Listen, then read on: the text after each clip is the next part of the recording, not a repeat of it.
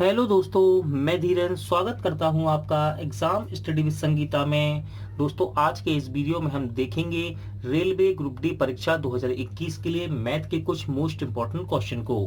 पहले मैं आपको क्षेत्रफल से संबंधित क्वेश्चन को लेकर चल रहा हूं, जो कि मोस्ट इंपॉर्टेंट एक्सपेक्टेड क्वेश्चन रहते हैं।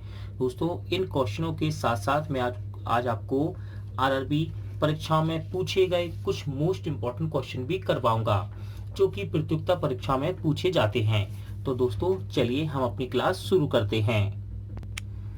दोस्तों, जैसा कि आपको पता ही है, इससे पहले वाले सेट में भी मैंने आपको क्षेत्रफल से मोस्ट इंपॉर्टेंट क्वेश्चन करवाए थे और वहां हम समबाहु त्रिभुज को सीख चुके थे। आज हम समबाहु त्रिभुज के कुछ मोस्ट इंपॉर्टेंट क्वेश्चन को और कवर करेंगे और इसके बाद हम देखेंगे रेलवे ग्रुप डी परीक्षा में पूछे गए क्वेश्चन को। तो चलिए पहला क्वेश्चन देखते हैं। क्वेश्चन है, यदि एक समबाहु त्रिभुज की प्रत्येक भुजा उस वृत्त की त्रिज्या के बराबर हो जिसका क्षेत्रफल 154 वर्ग सेंटीमीटर है, तो समबाहु त्रिभुज का क्षेत्रफल क्या होगा। दोस्तों, कल आपको मैंने बताया थे समबाहु त्रिभुज के बारे में। देखिए, बेसिक में फिर बता देता हूं। समबाहु त्रिभुज एक ऐसा त्रिभुज जिसकी तीनों भुजाएं समान हो। ठीक है ना, ये है आपका समबाहु त्रिभुज, इसकी तीनों भुजाएं समान हो। वो कह रहा है आपसे, एक समबाहु त्रिभुज की प्रत्येक भुजा, यानी कि ये जो भुजाएं हैं, इसकी प्रत्येक भुजा वृत्त की त्रिज्या के बराबर है। एक वृत्त है दोस्तों, वृत्त की त्रिज्या के बराबर है। ये जो वृत्त बनाया है मैंने, इसकी त्रिज्या, ये है त्रिज्या, त्रिज्या के बराबर है, जिसका क्षेत्रफल, यानी कि वृत्त की बात कर रहा है, जिसका क्षेत्रफल 154 वर्ग सेंटीमीटर है। तो समबाहु त्रिभुज का क्षेत्रफल बताइए। दोस्तों, आपको बताना है समबाहु त्रिभुज का क्षेत्रफल। और समबाहु त्रिभुज का क्षेत्रफल होता क्या है? तो समबाहु त्रिभुज का क्षेत्रफल होता है, समबाहु त्रिभुज का क्षेत्रफल क्या होता है? ये होता है √3/4 a स्क्वायर। दोस्तों, ए क्या है यहाँ पर? ए है आपकी भुजा। क्या है ए? ए है आपकी भुजा, किसकी? समबाहु की। आपको निकालना है समबाहु त्रिभुज का क्षेत्रफल। होता क्या है? √3/4 a स्क्वायर। यदि आपको कहीं से ए का मान पता पड़ जाए, यानी कि आप ए का मान निकाल लें, तो आप इस सवाल को सॉल्व कर सकते हैं। और यहाँ आपसे कह रखा है, देखो क्या कह रहा है, समबाहु त्रिभुज की प्रत्येक भुजा, ये जो भुजा है ना, भुजा उस वृत्त की त्रिज्या के बराबर है। यानी कि ये जो वृत्त की त्रिज्या आएगी दोस्तों, ये जो वृत्त की त्रिज्या होगी, उस त्रिज्या के बराबर ये भुजा होगी। तो यदि आप इस वृत्त की त्रिज्या को पता कर ले, तो आप सवाल सॉल्व कर सकते हैं। अब आगे देखते हैं क्या कह रहा है। जिसका क्षेत्रफल, यानी कि वृत्त का क्षेत्रफल 154 वर्ग सेंटीमीटर है। तो दोस्तों, वृत्त का क्षेत्रफल क्या होता है? वृत्त का क्षेत्रफल, वृत्त का क्षेत्रफल होता है दोस्तों πr²। और ये आपको कितना दे रखा है? ये दे रखा है 154। कह रहा है ना, जिसका क्षेत्रफल 154 वर्ग सेंटीमीटर है, यानी कि वृत्त का क्षेत्रफल 154 वर्ग सेंटीमीटर है। वृत्त का क्षेत्रफल होता क्या है? πr²। और ये कितना है? 154। तो ये इसके बराबर हो जाएगा। आगे सॉल्व करते हैं। देखिए, पाई की वैल्यू रखते हैं 22/7 इंटू r² बराबर 154। कैंसिल करेंगे दोस्तों, देखिए कट जाएगा जी। 22 से हम 154 काट सकते हैं, हाँ काट सकते हैं। देखिए 7 बार क्रॉस मल्टीप्लीकेशन में 7 का गुणा 7 में होगा, तो ये हो जाएगा r² बराबर 49, 49। जब r² बराबर 49 है, तो r की वैल्यू कितनी आएगी? 7। ठीक है ना, क्योंकि r² उठ के यहाँ पे आएगा, यानी कि अंडर रूट पर चढ़ेगा, तो अंडर रूट 49 हो जाएगा। और 49 को हम बाहर निकालेंगे जब, तो 7 आ जाएगा, यानी कि r² बराबर 49। तो r की वैल्यू कितनी आएगी? 7। अब दोस्तों, r कितनी आ गई आपके पास? 7। और सवाल में आपसे कह रहा था कि समबाहु त्रिभुज की प्रत्येक भुजा उस वृत्त की त्रिज्या के बराबर है।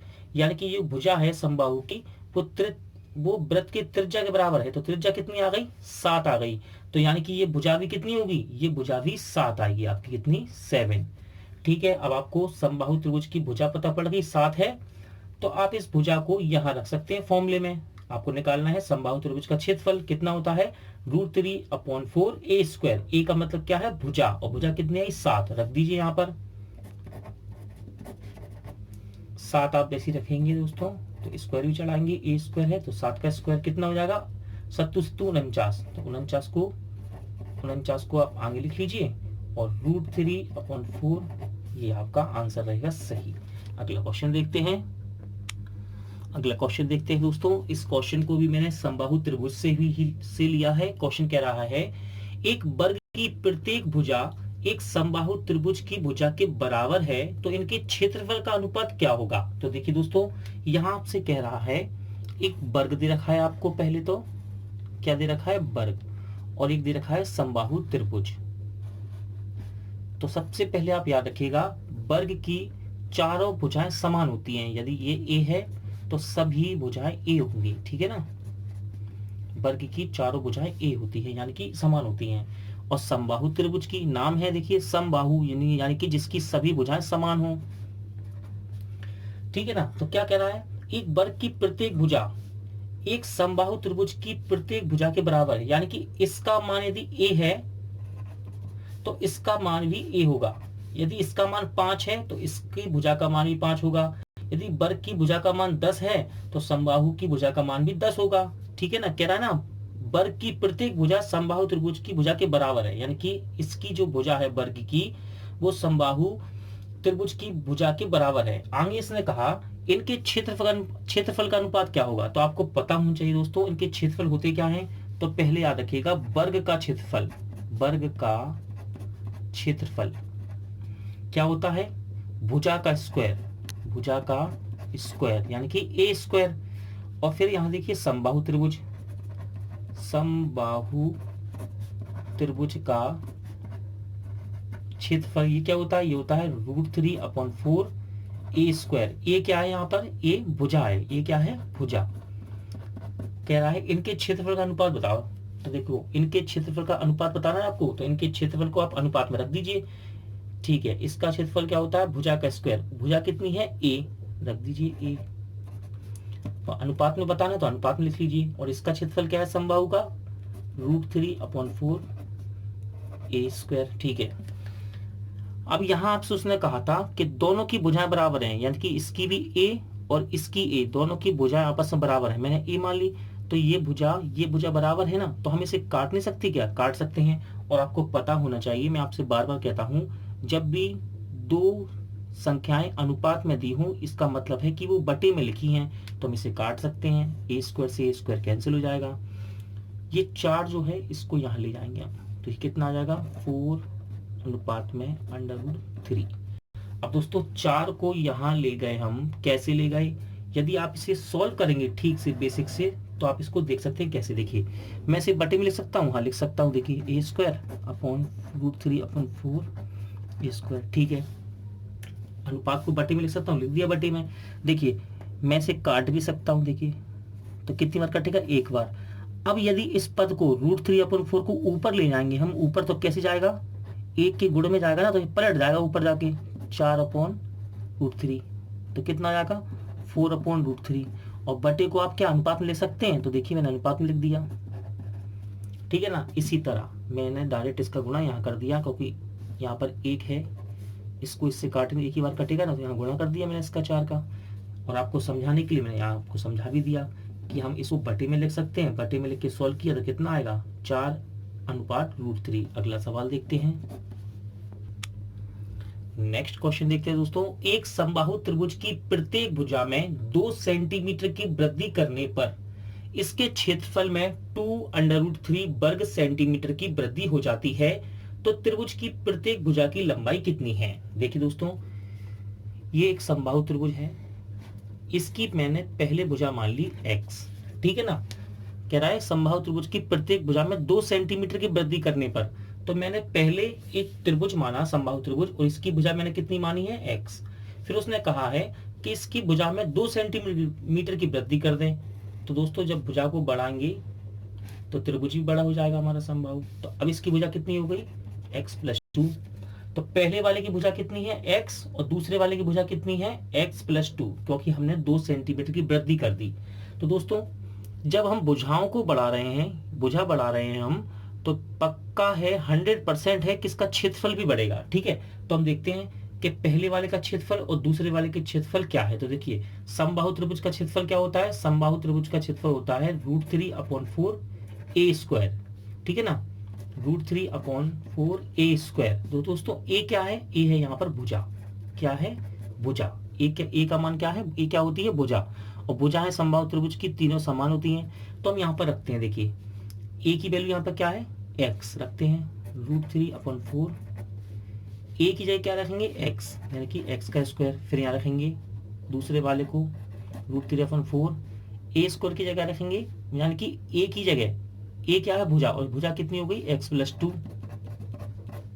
तो देखिए पहले वाले का क्षेत्रफल कितना था, √3/4 x², और दूसरे वाले का जिसकी हमने भुजा बढ़ा दी है, ठीक है ना, जहां हमने भुजा बढ़ाई है, तो समबाहु त्रिभुज का क्षेत्रफल कितना हो जाएगा, √3/4 x+2 का होल स्क्वायर।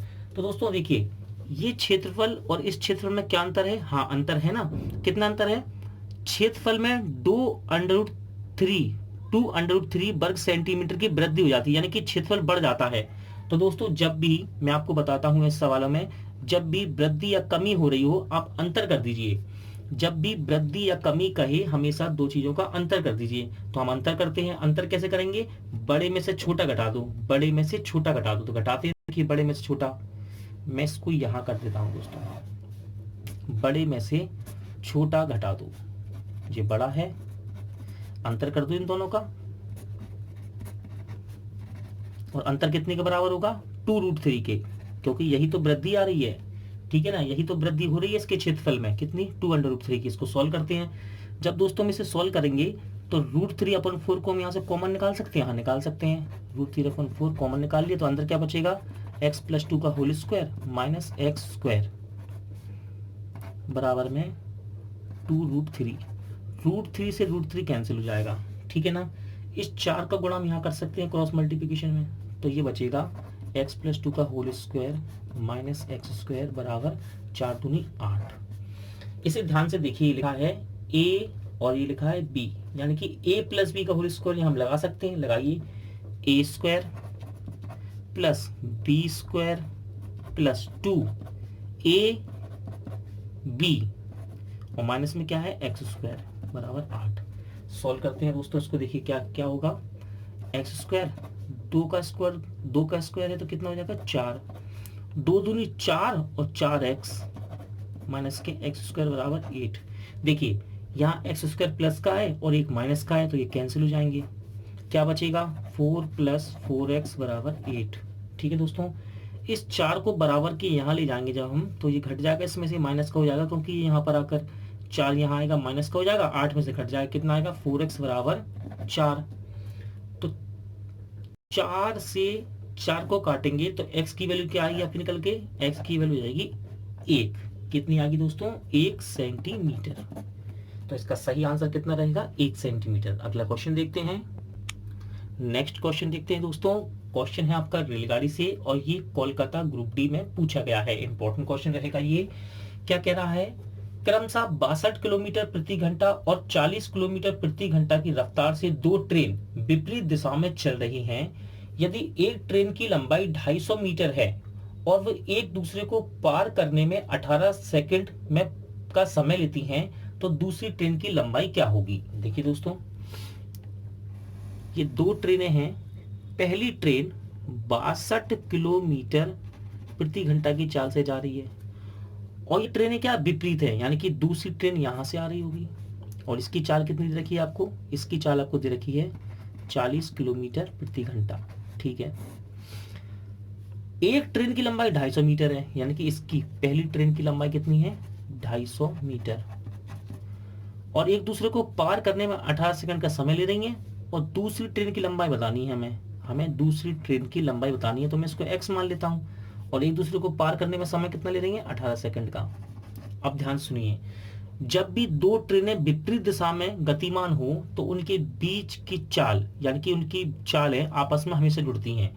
जब 2 ट्रेनें विपरीत दिशा में गतिमान हो, देखिए गतिमान है विपरीत दिशा में, तो उनकी चालें हमेशा जुड़ती हैं। तो चाल क्या हो जाएगी दोस्तों, चाल हो जाएगी 62 और 40, यानी कि 102 किलोमीटर प्रति घंटा। ठीक है, और रेलगाड़ी के सवाल में हमेशा 2 ट्रेनों की लंबाई, चाहे वो विपरीत दिशा में हो चाहे समान दिशा में हो, ट्रेन की लंबाई या विपरीत दिशा में हो या समान दिशा में हो, लंबाइयां हमेशा जुड़ती हैं। तो कुल लंबाई कितनी हो जाएगी, कुल लंबाई हो जाएगी आपकी 250 + x। अब आपके पास चाल है, कुल लंबाई है, आप इसे दूरी भी कह सकते हैं, समय भी है, तो एक फॉर्मूला कोई सा भी लगा दीजिए आप, आपका आंसर निकल कर आएगा। चलिए मैं यहाँ लगाता हूँ चाल बराबर दूरी बटे समय। ठीक है दोस्तों, चाल कितनी दे रखी है आपको? 102। ठीक है, दूरी कितनी है? 250 प्लस x। समय कितना लग रहा है आपको पार करने में एक दूसरे को? 18 सेकेंड का। ठीक है, अब देखिए दोस्तों, ये मीटर में है, ये सेकंड में है। देखिए मीटर में है और ये सेकंड में है, आंसर आ रहा है मीटर में।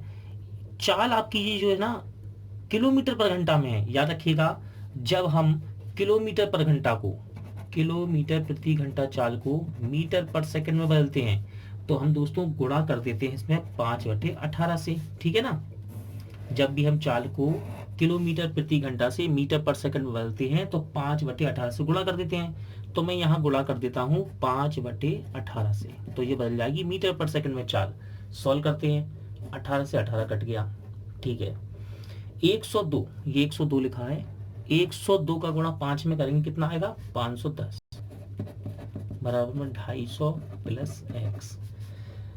250 को जब हम बराबर के यहाँ ले जाएंगे तो ये प्लस का यहाँ जाके माइनस का हो जाएगा, इसमें से घट जाएगा तो कितना आएगा? 260 आएगा इसका मान x का।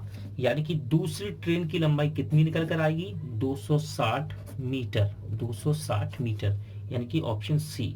आप इस सवाल को फिर से दोबारा से देख लीजिए, इसका आप स्क्रीनशॉट भी कर सकते हैं, फिर मैं आपको ये इसकी पूरी सॉल्विंग भी दिखा देता हूं। अगला सवाल देखते हैं दोस्तों। आरएससी बिलासपुर ग्रुप डी में पूछा गया है, क्या कह रहा है? दो धनात्मक संख्याओं के बीच का अंतर 160 है और उन दोनों संख्याओं का अनुपात 5:3 है, तो दोनों संख्याओं को गुणनफल बताइए। तो देखिए दोस्तों, दो संख्याएं हैं, पहली संख्या और दूसरी संख्या, इनका अनुपात क्या दे रखा है आपको? इनका अनुपात दे रखा है दोस्तों 5:3 के रूप में। ठीक है ना, दो संख्या हैं, इनका अनुपात आपको दे रखा है 5:3। कह रहा है दोनों धनात्मक संख्याओं के बीच का अंतर 160 है, यानी कि इनके बीच का अंतर कितना है? 160। इनका अंतर कितना होगा दोस्तों? 2x। और वो कितना दे रखा है आपको? 160। आप इसे काट सकते हैं, 2 को 160 को 2 से, तो x की वैल्यू कितनी आएगी? 80। ठीक है, यहां से आप संख्या निकाल सकते हैं। तो देखिए पहली संख्या कितनी आएगी? इस 80 का मान यहां रखेंगे तो पहली संख्या आ जाएगी दोस्तों निकल के 8×5 = 40, यानी कि 400। और दूसरी संख्या कितनी है? 3x, और x की वैल्यू कितनी है? 80, यहाँ रख दीजिए, 8×3 = 24, यानी कि दूसरी कितनी आ गई? 240। आपसे कह रहा है दोनों संख्याओं का गुणनफल क्या होगा? दोनों संख्याओं का गुणनफल कर दीजिए। 400 में 240 का गुणा करना है। देखिए 3 जीरो तो आएंगे गुणे में, और 24 चौके कितना हो जाएगा? 96, यानी इसका राइट आंसर रहेगा ऑप्शन ए। अगला क्वेश्चन देखते हैं, अगला सवाल देखते हैं दोस्तों, इंपॉर्टेंट क्वेश्चन है। सवाल कह रहा है शिवानी और परिणीति के बीच कोई धनराशि 5:7 के अनुपात में बांटी गई। यदि परिणीता शिवानी को 5 रुपए दे देती है तो अनुपात बदलकर 3:4 हो जाएगा। विभाजित की गई धनराशि क्या है? तो दोस्तों देखिए, दो लड़कियां हैं जिनके नाम है शिवानी और परिणीति। इनके बीच में धनराशि को बांटा गया 5:7 में। ठीक है ना, इनके बीच में किसी धनराशि को 5:7 में बांटा गया। अब ये आपसे कह रहा है यदि परिणीति, यह है परिणीति की धनराशि 7x, परिणीति शिवानी को 5 रुपए दे दे। दोस्तों सोचिए, यदि परिणीति शिवानी को 5 रुपए दे देगी तो उसके बाद 5 की कमी नहीं हो जाएगी, इसके पास 5 की कमी हो जाएगी और शिवानी के पास 5 रुपए ज्यादा हो जाएंगे, यानी कि शिवानी के धनराशि पे 5 रुपए बढ़ जाएंगे और परिणीति 5 रुपए दे रही है तो इसकी धनराशि में से 5 रुपए कम हो जाएंगे। ठीक है, तो इनका अनुपात, नया अनुपात क्या होगा? 5x + 5, 7x - 5, ये इनका नया अनुपात होगा। और क्या हो रहा है, ऐसा करने पर दोनों का अनुपात बदलकर 3:4 हो जाएगा, यानी कि ये जो नया अनुपात है वो क्या हो जाएगा? बराबर में 3:4। सॉल्व कर लेते हैं इसे, क्रॉस मल्टीप्लिकेशन करेंगे। 4×5 = 20, 5 चौके 20, 4×5 = 20। ठीक है, 7×3 = 21 और 5×3 = 15, माइनस का 15 आएगा। x वाली वैल्यू एक तरफ कर लेते हैं। देखिए यदि मैं 20x को यहाँ ले जाऊंगा माइनस का हो जाएगा, तो 21 x में से घटेगा तो कितना आएगा x, और माइनस के 15x को जब बराबर किस तरफ ले जाएंगे तो प्लस का हो जाएगा, ये यहाँ पर आके प्लस का हो जाएगा, तो 20 में जुड़ जाएगा, कितना आएगा 35। यानी कि x की वैल्यू कितनी आ गई दोस्तों 35 आ गई। अब आपसे क्या पूछ रहा है, विभाजित की गई धनराशि क्या है। तो दोस्तों विभाजित की गई धनराशि कितनी है 5x और 7x, तो कुल राशि कितनी है, कुल राशि जो कि बांटी गई थी कितनी थी 12x। तो आपको केवल यहाँ x की वैल्यू रखनी है, तो हम रख देते हैं x की वैल्यू। देखिए x की वैल्यू मैंने रख दी, कितनी x की वैल्यू 35। गुणा करना है दोस्तों, 12 पंजे 60, हाथ लगी 6, 12 36 और 4 42। यानी कितनी राशि बांटी गई 420 रुपए इन दोनों में बांटे गए थे। दोस्तों आज का वीडियो यहीं एंड होता है। उम्मीद करता हूँ आपको सवाल अच्छे लगे होंगे, वीडियो पसंद आया होगा। पूरा वीडियो देखने के लिए थैंक यू। जल्द मिलते हैं नेक्स्ट वीडियो में।